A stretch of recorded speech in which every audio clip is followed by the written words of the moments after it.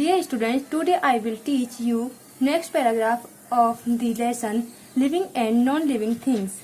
In previous video I have taught you that living things have life while non-living things have no life. Let's start the next paragraph. Difference between living and non-living things.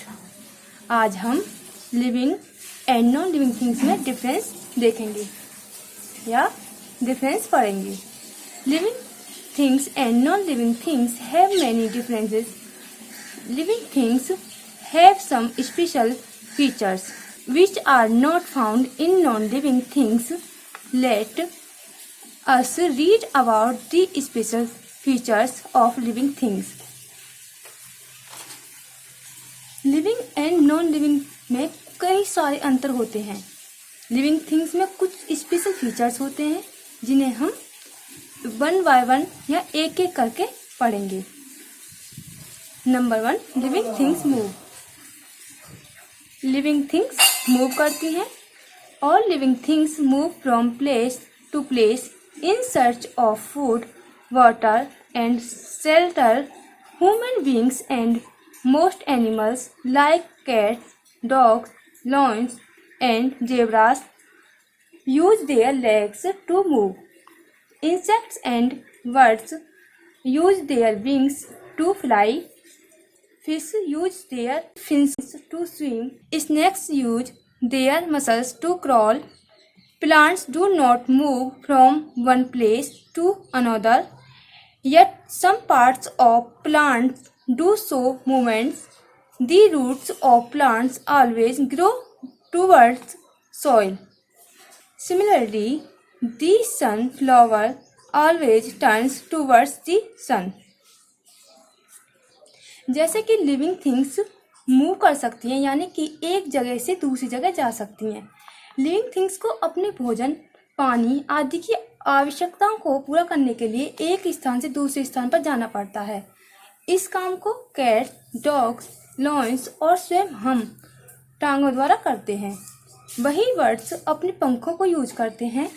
Fish अपने fins का इस्तेमाल करते हैं. ये fish की fins हैं. ये snacks अपने मसल्स को यूज करते हैं. अब आप सोच रहे होंगे कि प्लांट्स तो हमने मूव करते देखे नहीं हैं. हाँ, प्लांट्स अपनी जगह पर ही रहते हैं, पर उनके कुछ पार्ट जैसे रूट्स, ब्रांचेस मूवमेंट करते हैं. रूट्स यानी जड़ और शाखाएं मूवमेंट करते हैं. आपने तोरई, लौकी की बेल देखी होगी और देखा होगा कि किस तरह से वे गिरो करके मूवमेंट शो करते हैं. इसी तरह से सनफ्लावर मूवमेंट दिखाता है. जैसे जैसे सन मूव करता है वैसे वैसे सनफ्लावर भी मूव करता है.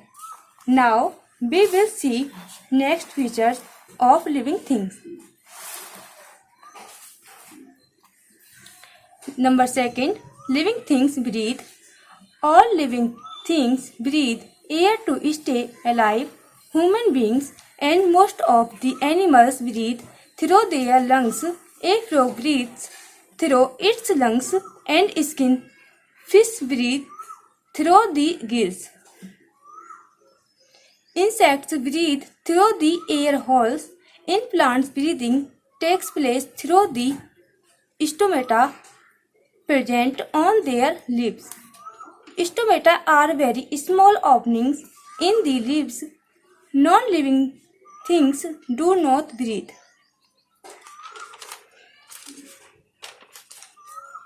Now I will explain it in Hindi.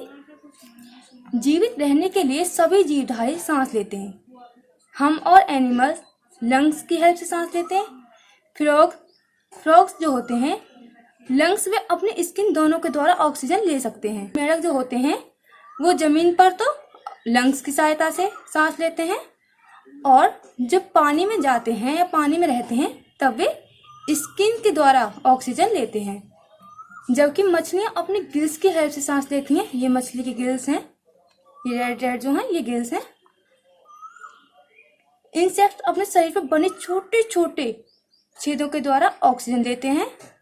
अब आप सोच रहे होंगे कि पौधे कैसे सांस लेते हैं. स्टूडेंट, पौधे की पत्तियों में सांस लेने के लिए छोटे छोटे स्टोमेटा होते हैं, जिन्हें हम माइक्रोस्कोप के हेल्प से देख सकते हैं। स्टोमेटा के द्वारा ही प्लांट्स में ब्रीदिंग का प्रोसेस होता है, मतलब स्टोमेटा की सहायता से ही वे सांस ले सकते हैं। तो ये अब आपको समझ में आ गया होगा। तो आज बस इतना ही। Rest part of this lesson will be taught in the next video, part 3rd. Okay, thank you.